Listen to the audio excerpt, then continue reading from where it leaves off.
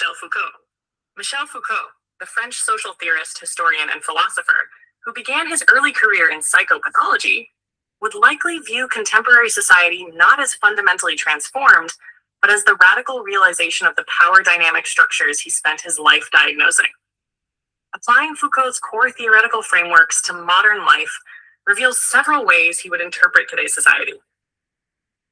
1. The digital panopticon in Discipline and Punish, 1975, Foucault popularized Jeremy Bentham's panopticon, a circular prison design with a central watchtower where inmates could be watched at any moment, forcing them to internalize the guard's gaze and discipline themselves. Foucault would argue that smartphones, social media, and algorithmic surveillance have evolved into a participatory panopticon. Voluntary surveillance. Instead of being forced into the prison, citizens buy the surveillance devices, carry them everywhere, and actively log their precise locations, thoughts, and biometric data. Self-policing via algorithms. Knowing that views, likes, ratings, credit scores, or employer monitoring are always active, individuals continuously perform, self-censor, and align their public behavior with societal expectations. Number 2, biopolitics and the optimized body. Foucault coined the term biopolitics to describe how modern states exert power over human biology, managing birth rates, public health, longevity, and physical norms. In today's world of smartwatches, continuous glucose monitors, genetic testing, and wellness algorithms, Foucault would see an expansion of biopower. Power is no longer just applied from the top down by governments. It is decentralized through health technology and cultural standards. Individuals are encouraged to measure, optimize, and standardize their bodies in the name of health and productivity, framing systemic problems as personal biometric failures. Number 3, mandatory confession on social media. In The History of Sexuality, 1976, Foucault argued that Western culture is obsessed with confession as a mechanism of power. We are taught that telling the truth about our inner desires, fears, and identities liberates us.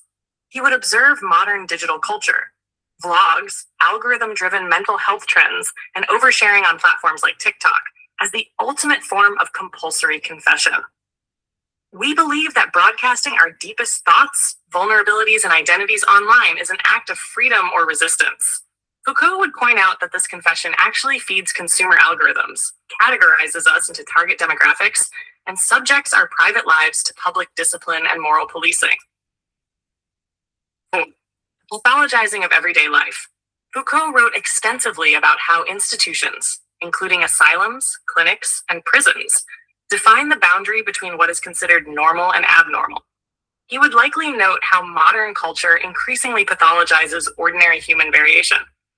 Everyday emotional states are more frequently framed through clinical diagnostic categories.